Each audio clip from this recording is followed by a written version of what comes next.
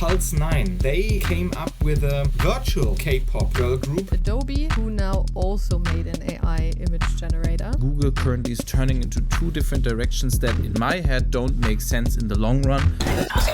Welcome to our weekly Tech Review podcast, where we explore the latest trends, news and updates from the world of technologies like VR, AR, blockchain, space technologies, AI, social media and consumer electronics. Whether you're a seasoned innovation expert or just starting in tech, this podcast is the perfect source for staying up to date with the constantly changing world of technology. With me today on camera, I don't know, is Chris, Vincent, and myself, Henrike. Tech Review is a collaboration of Ideas Engineering, Free Tech Academy, and Upday. You can watch all our episodes on YouTube or listen to us on all major podcast platforms such as Spotify and Apple Podcast while you work out, drive, or even travel through space. And without further ado, let's jump to the news. And the random generator picks Chris first. It's me, all right. I've brought an interesting article actually from the K-pop scene. So,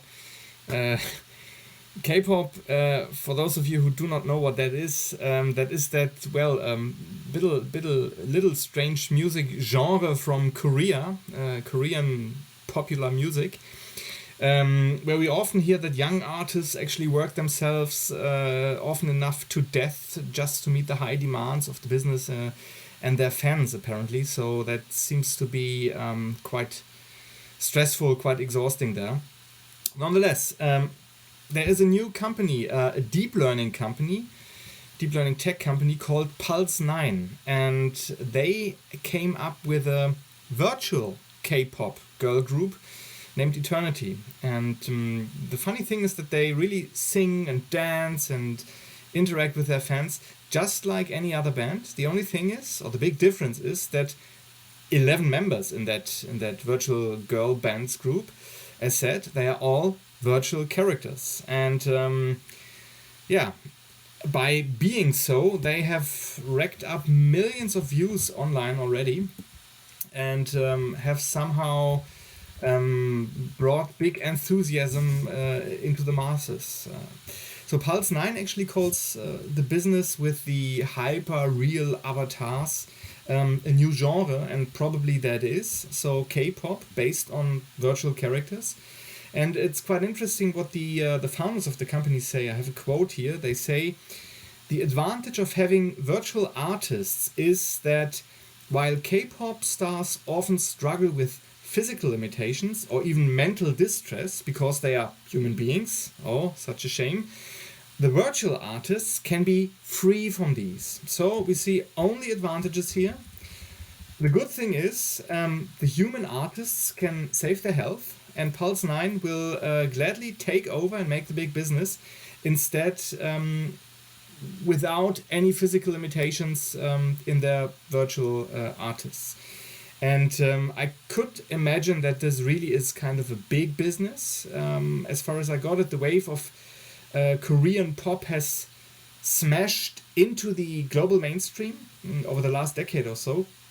And it has become a multi-billion-dollar market, right? So with the explosion of AI and deepfake and avatar technologies, these pop idols taking their fame into a whole new dimension, if you want to put it that way. So they are cute, they are sexy, they are innocent, they're intelligent, and that's the cool thing, never exhausted. So, brave new world again. And they look super real. They look extremely real. Oh my god, I wanted to say the same thing. I wanted to ask, are you sure that this article is not lying to us? I mean, maybe it's a ethics thing, because I don't have anything, honestly, I don't have any negative thing to say about that. I kind of think it's, no, which is weird. No, that's not what I think, but I feel very critical about it, even though there is nothing critical about it to say. I think it's an ethics thing that kind of tells me it's kind of weird that those stars are fake and that they are easy to twitch and to turn into every direction by its creator. However, then again, I would say normal stars are also they can also behave whatever they want to. I mean, they're free human beings. So, kind of cool, but kind of strange. Yeah, I mean, in the end, you will still, although they're like the, how do you call, like superhuman, never exhausted, can perform the whole time, everything's perfect, or perfect maybe in quotation marks. I mean, you still have people, like real people who have talent and simply want to be an artist and still will continue to make music and perform, etc. It's obviously then kind of annoying for them that they have more competition through virtual bands, etc. But in the end, it will not, leave us without human artists. In the end, they will still be around, and yeah, now you have them as well. I think it's just like another, just simply to be treated maybe as a new competitor. In the market. But I see the unfair advantage here, right? And another thing is, we see that in many areas at the moment, right? We see that with like ChatGPT and with DALL-E and with Midjourney, and so we have that in painting, in design, in photography, in the innovative creation of any kind of visual effects. We have even with the videos they are starting at the moment. Then we have that in writing, of course, in the whole editorial sector. Now we have that in the music and performance sector. So it's increasing. So it's an ethical thing, yeah. But I don't know. It's also And there's no end in sight, right? So there are many other areas which will be taken over step by step by AI, deepfakes, virtual characters, whatever. If you combine that, they are really, strong. And so this is somehow the brave new world. I don't know exactly if I only like that. I think it might have that charm. Or its charm, but I think it's like with everything else, right? It's a question of relation. If it's happening here and then, it's okay. If it's getting into mainstream, if it's getting a majority, then I don't know. I'm not too enthusiastic about that. And also, by the way, if you look at these characters, these virtual characters, you can really see. They really look quite real, but if you look at them directly and close, you can see that they are artificial. And if you look at the videos which they produce, they are very hard, quick cuts. And this, of course, avoids that you realize or recognize the artificial creation of the characters. But if there are other videos where you can actually look at them a little bit longer, and then you see that it's somehow coming out of the computer, and that looks a little bit creepy, to be honest. I wouldn't call it uncanny valley. It's really almost perfect. It's not 95%, not 98%. It's 99 comma something. But this comma something is, again, it's missing. It makes the whole thing unnatural. And maybe just one idea or one last point to that as well. Even nowadays, if I look at the artificially created or by AI created paint art, even there you see it. I mean, they are all in their way. They are somehow perfect in a certain mode, in a certain way of creation. But quite often I have the feeling that they all, I wouldn't look the same, because that's not true. They're too different for that. But they have the same underlying kind of character thing, this slight way of, how would you call it, unnaturality, that you always, just by that feeling, should be able or probably could be able to differ like AI created art in contrast to human created art, at least in the paintings. That's my current feeling at the moment. Sometimes I'm a little bit annoyed of that, to be honest. It's too much at the moment. Everybody is working with that. So you even get a little bit fed up with that, to be honest. If our tech review is valuable for you, please give us feedback with a like or a comment. That would help us tremendously and it wouldn't cost you anything. And if you don't want to miss the next episode, just click on the subscribe button. And now, back to the news. And now, this. That is actually a good bridge to my article again that I wrote today. So, because you already mentioned these technologies and arts and Midjourney and DALL-E and everything. So, I brought an article from The Verge, which is about Adobe, who now also made an AI image generator. And this is a big launch for Adobe. Who've been part of the creative app ecosystem for years now, but in the last month it was quite, quiet around them, and they've been on the sideline while all the others like DALL-E and Midjourney kind of introduced their tools for create images, videos, etc., etc. So now they launch a set of generative AI models themselves called Firefly. And it includes a tool that allows users to enter a prompt and receive an image in return, just like DALL-E and Midjourney, and another that generates stylized text. The models will only be available through a website in the beta stage at this point, but Adobe is aiming to integrate the Firefly AI tools in its suite of creative apps, for instance, Photoshop, Illustrator, Premiere, etc. What is really interesting here as well is that unlike the other competitors, they explicitly say that they want to be transparent about the data that the model is trained on. They say they are only using content that is out of copyright, licensed for training, or in the Adobe stock library already. And they plan also to pay artists who wants to contribute training data. Through a compensation strategy that is not established yet, so it's still to be developed, but that's one thing they want to aim for, to get more data. And they're also considering allowing artists to train the system on their specific work, which ultimately is kind of an invitation for fraud, because people will probably train, imitate and train data on a specific artist's work themselves. But they're aware of that risk, and they're considering that, and also it's still in development and not really enclosed on how they want to do that.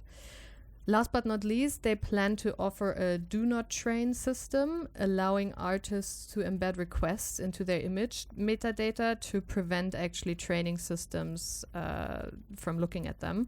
But that only works if other model creators respect this request and stick to it. They didn't announce any other partners yet who have agreed to respect the do not train flag so far. But apparently they are in conversation with some other model creators. But didn't say with whom at this point. No thoughts on that. No, I actually have a very interesting, not my thought is interesting, but I think it's very interesting. I have a thought about it, which starts right where those features are integrated. I think it's very interesting how all of those big companies now are integrating all of these different tools. And I'm very curious to see if this actually is beneficial. I mean, we all know it. When new features are coming around, usually in the beginning, we're not creative enough to actually make big use of them, hence the computer. But now looking, I mean, Tarek usually brings a lot of pictures, sometimes Alex as well, from Midjourney generated, I think, a protocol that works very similar. And I'm having a hard time currently imagining what this will deliver in the end. However, obviously the way they do it is for a totally different purpose. And Chris, you just mentioned it in your last article.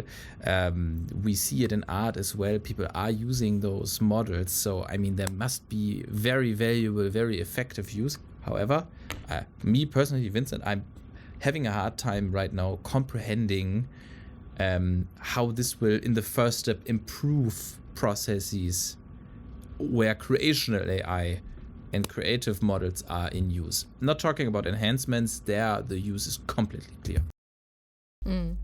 What they also said in the article that I forgot to mention is that in with Midjourney and stuff, you have to generate a new creation every time you want to update the effect, which is not needed here. like say you create an image and then you can use, I don't know, Illustrator, Photoshop or whatever, and add on to that instead of generating a new version of it every time, as one example. I think this is how you do it in Midjourney too, right? So that you have like an initial result based on your prompts, and then you do the refinement on that. So I think you can. Yeah, I think you can. Especially in the paid version. Yeah, probably, which I haven't never tried. But making use of the the Photoshop features who are already kind of improving the image, like with how you would already like improve a photo that is not AI generated. So this kind of integration into their suite, I think, can be quite powerful in the future. It definitely will be quite powerful. I mean, even what is possible today is amazing, and what will be possible tomorrow, I cannot even think about that. But as we had that before, so like just take the pictures you mentioned, which Tarek brings quite often. We have done the same in our team like last week. So we are actually we are planning a meetup, and we have like created pictures for that.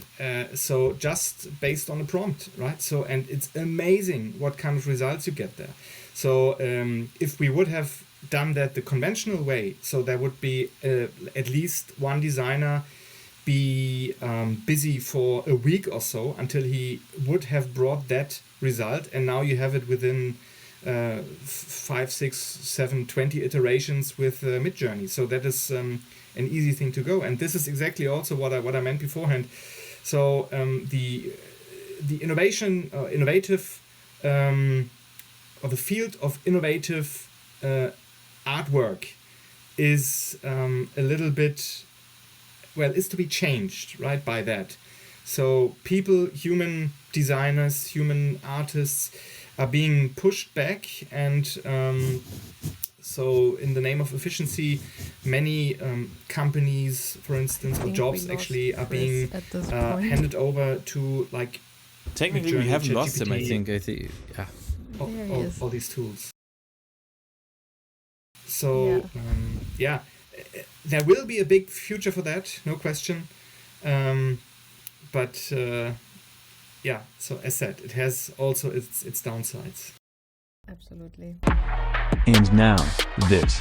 So, Vincent, let's jump to your article then. I have a very quick article, and it's about something that I brought last week. I connected this article to it, and it is about Google adding creative services through their their AI model, not OpenAI model, but to their AI model. Through their AI model, they're adding creative services to their Office suite. So very similar to what we already hear from Office 365 that was announced last week. It will include text writing. It will include brainstorming. There's on the article, when you scroll down, you will find a list of things that Google said it will do. There's also a video included that gives a bit more background about it.